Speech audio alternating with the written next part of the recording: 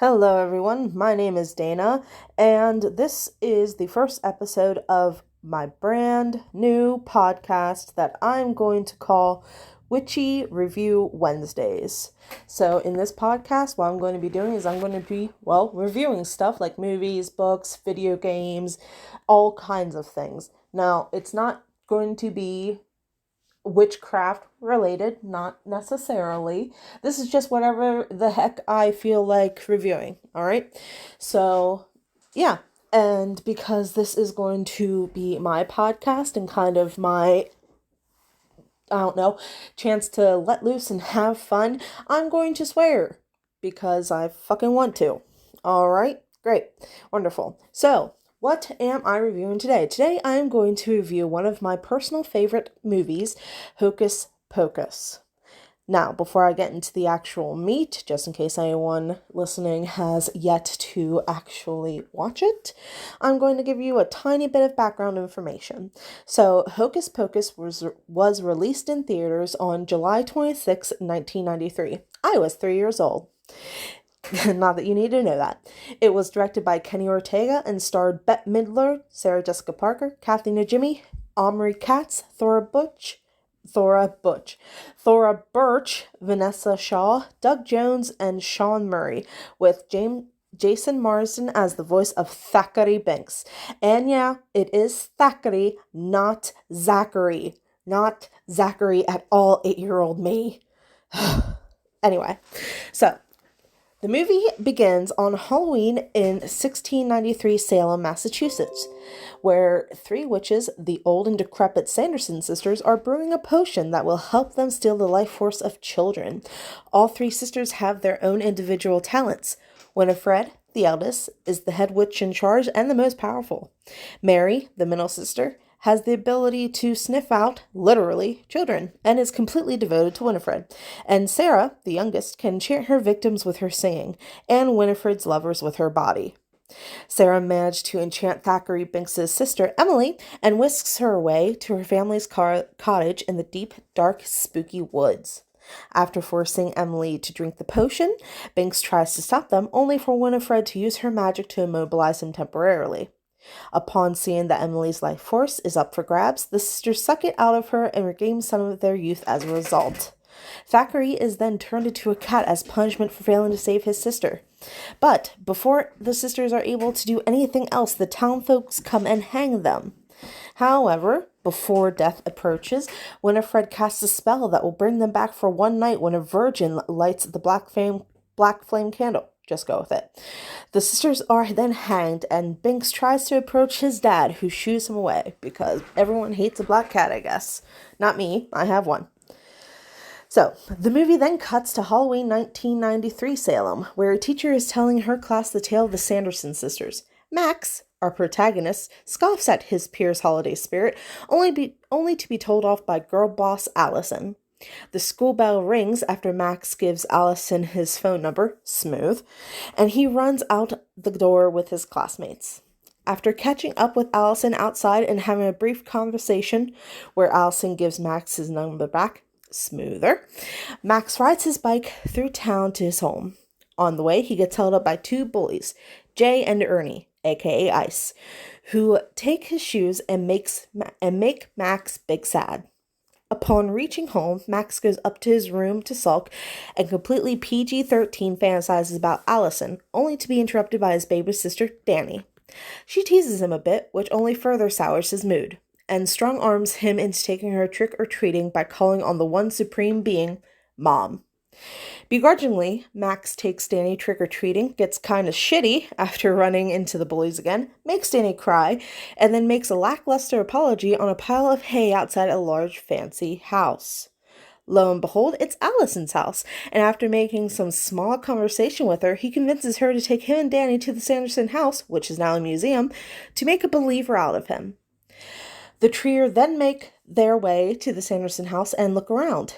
Max comes upon the black flame candle, goes to light it, and is jump scared by Binks, then promptly lights it, saying that it's just a bunch of hocus pocus. He said the thing! All of the light bulbs explode and are replaced by real fire. The hearth fire lights up, the floorboards rattle and shake, and maniacal cackling is heard before the witches force open the door. Max, Danny, and Allison immediately hide as the sisters reminisce about their home, before Winnie speculates who lit the black flame candle, which is answered by Mary saying, "I smell children."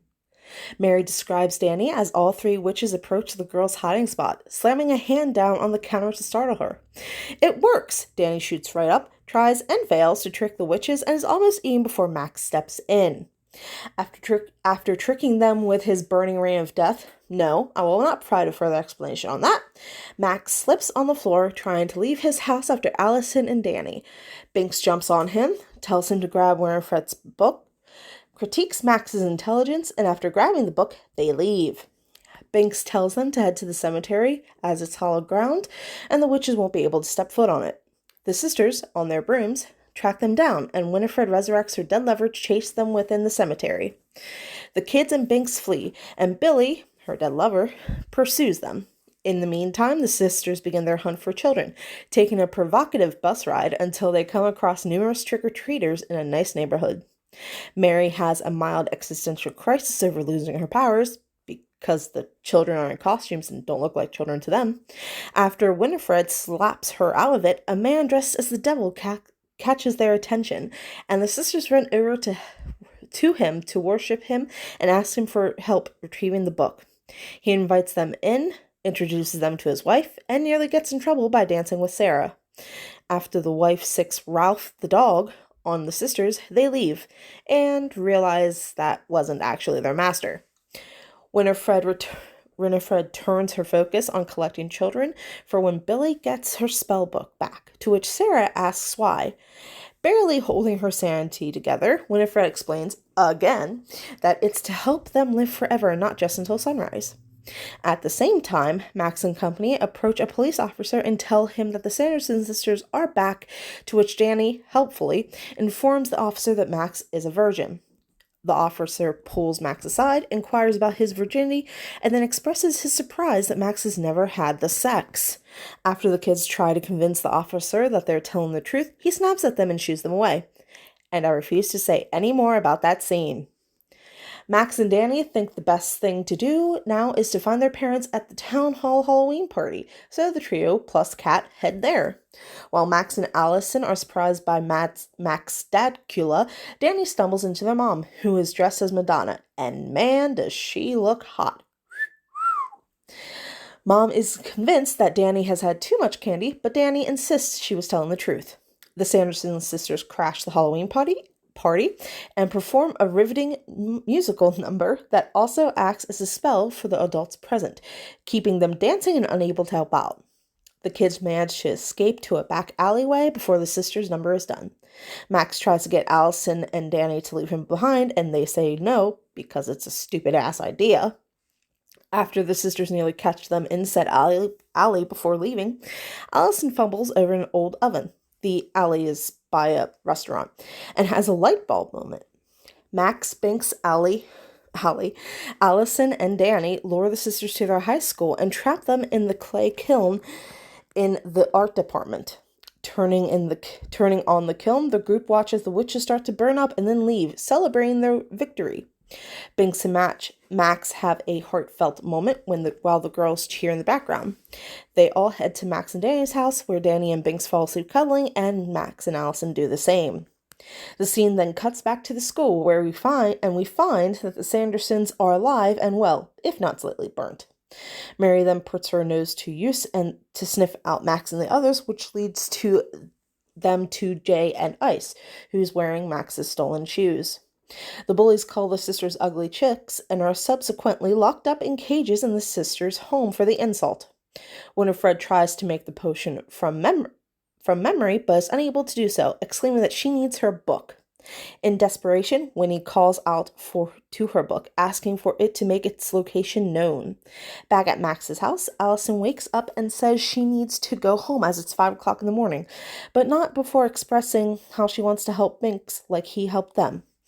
Her and Max open the spell book, yep, they still have it, and start to look for a way to do just that. Once opened, the book releases a beacon of magic into the air that Allison and Max can't see.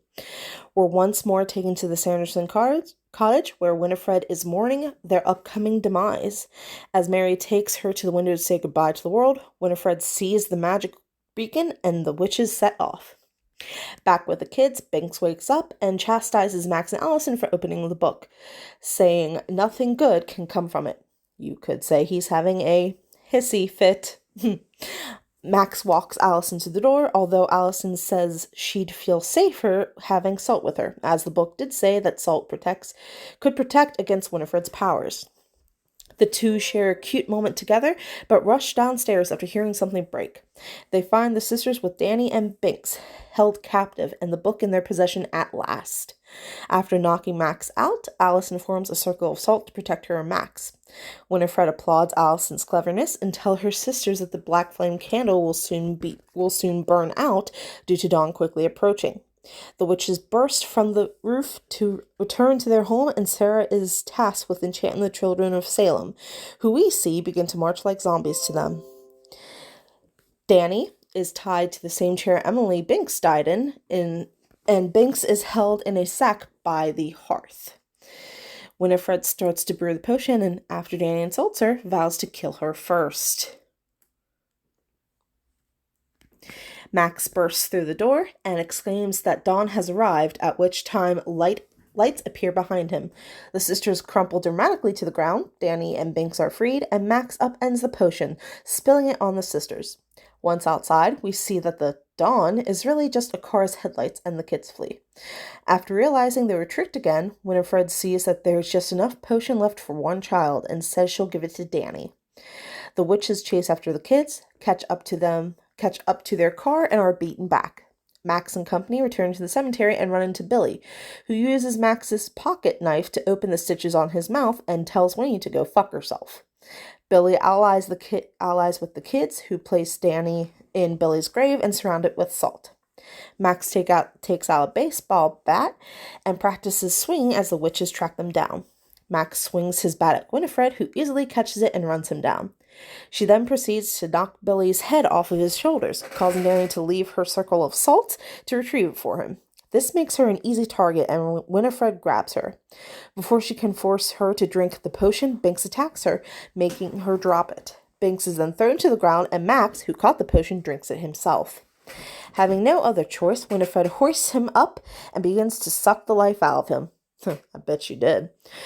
Winifred is almost knocked to the ground by Max, and Mary goes to her aid, only to be stopped by Allison. I suppose that now is a good time to tell you that Mary is riding a vacuum cleaner as the sisters' brooms were stolen earlier. Sarah goes to help and is yeeted into the sky by Allison, Danny, and Billy. Winifred and Max both fall to the ground, where Winnie turns to stone, trying to suck him dry. Mary and Sarah... Whoops. Lost my place. Do excuse me. There we go. Mary and Sarah blow up in the dawn light, and so does Winifred. Max and Danny reunite, and Billy returns to his grave to rest with Max's gratitude. Danny remembers Binks and goes to look for him, only to find him dead at his sister's grave. She cries over him, but Binks's spirit tells her not to, as she has freed his soul. He thanks her, and Max before his sister's spirit comes looking for him, and together the two walk off into the morning light, disappearing from view.